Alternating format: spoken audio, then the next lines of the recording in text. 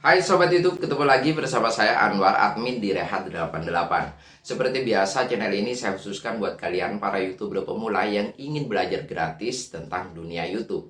Karena apa yang saya sampaikan di sini adalah pengalaman saya bagaimana mengelola channel ini untuk lebih baik. Dan tentu kalian yang sekarang berjuang menjadi seorang YouTuber pemula, nah, sayalah bagian dari terpenting dari kesuksesan Anda. Karena komitmen saya ingin membantu kalian agar cepat sukses menjadi seorang YouTuber di tahun ini. Oke sobat, kali ini kita akan bahas soal perubahan YouTube. Sebelumnya saya sudah sampaikan apa saja perubahan YouTube di tahun ini. Dan ini menjadi peluang bagi kalian para YouTuber pemula untuk bisa bersaing dan bisa melebihi, malah bisa melebihi dari para channel-channel YouTuber besar. Kali ini saya akan bahas bagaimana kita bisa menyesuaikan dengan perubahan YouTube di tahun ini. Pertama sobat, kalian harus melakukan target penonton. Target penonton ini harus dilakukan oleh kalian supaya konten kalian itu bisa punya basis penonton yang jelas. Karena di perubahan tahun ini banyaknya subscriber itu belum menentukan ya, belum menjadi indikator bagaimana channel itu bisa berkembang.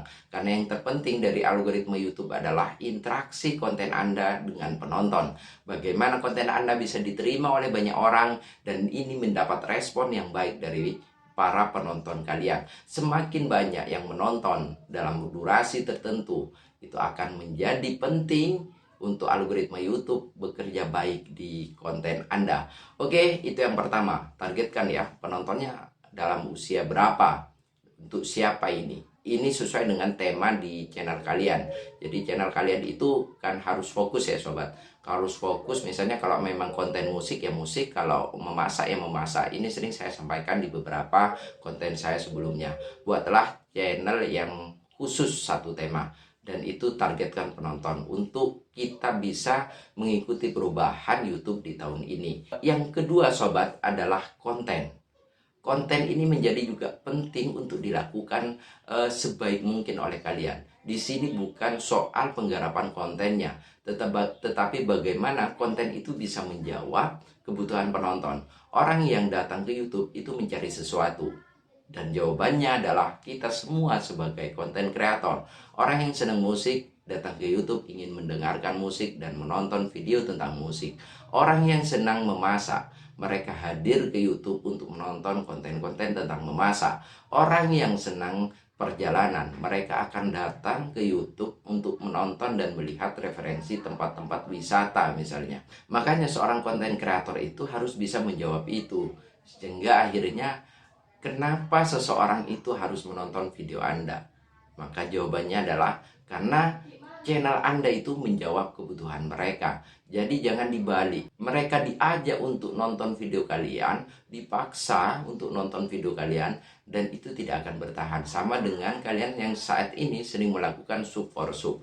Mereka diajak untuk sub, untuk subscribe channel kalian, padahal mereka tidak senang. Jadi keterpaksaan itu nggak bisa berlanjut. Nah akibatnya nanti setelah dimonetisasi kalian akan sepi penonton, subscriber kalian akan hilang karena mereka memang tidak suka. Maka rubah pola pikir sekarang, kalian dalam membuat konten itu harus bisa menjawab kebutuhan penonton. Disinilah titik fokusnya bagaimana kalian membuat konten itu yang bisa menjawab kebutuhan banyak penonton.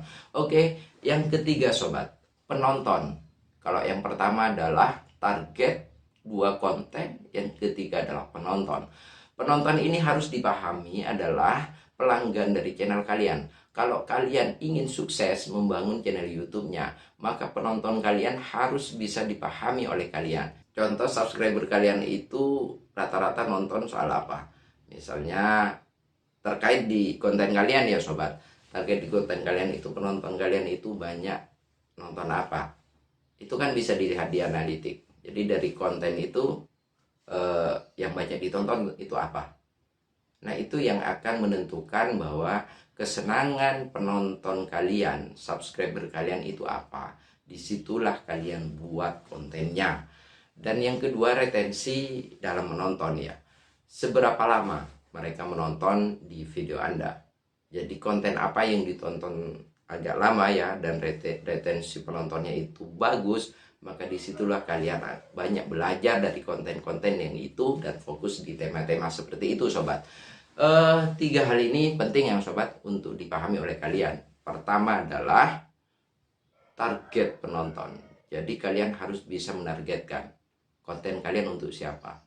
Yang kedua adalah konten. Konten kalian harus bisa menjawab kebutuhan penonton, ya. Harus bisa menjawab kebutuhan penonton. Yang ketiga adalah kecenderungan penonton itu, mereka kenapa harus ngeklik video Anda itu apa.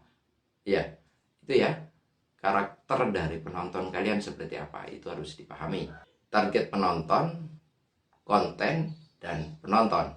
Ini tiga hal yang harus dipahami oleh kalian sebagai YouTuber pemula sehingga bisa sukses dan bisa cepat seperti channel-channel yang sudah besar, bahkan bisa melebihi. Dan ini banyak sudah referensinya, mereka yang bisa melakukan itu dan menarik banyak penonton, mereka langsung legit dan naik channelnya, malah melebihi dari channel-channel besar. Selanjutnya, kalian yang tidak paham atas beberapa yang saya sampaikan di video ini atau punya pertanyaan seputar YouTube, bagaimana dalam mengembangkan channel YouTube-nya, seperti biasa komentar kalian di bawah video ini, karena setiap komentar pasti akan saya jawab. Komentar merupakan salah satu tempat belajar YouTube gratis di channel ini, karena mereka banyak belajar. Ada yang nanya inilah, punya pengalaman ini dan punya masalah ini. Selama saya bisa pasti akan saya jawab sobat.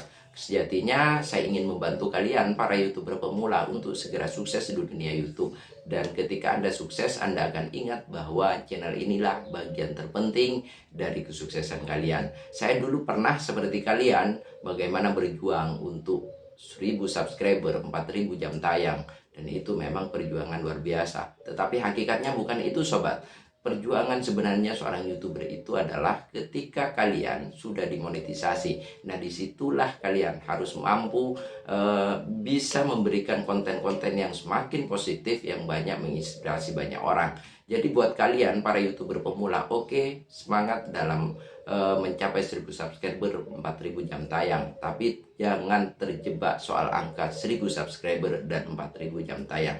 Karena yang terpenting, algoritma YouTube dan perubahan YouTube di tahun ini adalah bagaimana konten kalian banyak direspon dan mendapatkan banyak penonton dari penonton di YouTube. Ketika kalian membuat konten yang bagus dan banyak penonton, disitulah algoritma YouTube akan bekerja, dan disitu pula kalian akan mendapatkan manfaat bagaimana jam tayang naik dan subscriber secara alami itu akan muncul dan mengikuti channel kalian, tentu dengan cara melakukan subscribe, dan mereka akan selalu nonton ketika ada video-video terbaru dari channel kalian. Semoga hal itu terjadi buat kalian semuanya yang nonton video ini. Dan kalian yang saat ini putus asa dalam membangun YouTube, ayo bangkit. Bersama channel ini, saya ingin mendorong kalian lebih semangat untuk menjadi seorang YouTuber yang sejati. Oke sobat, sampai jumpa di video selanjutnya. Semoga kita semuanya bisa sukses di dunia YouTube. Dan kalian semuanya, ayo lebih bangkit lagi buat konten yang produktif, yang banyak menginspirasi banyak orang. Oke, sampai jumpa di video selanjutnya. Salam.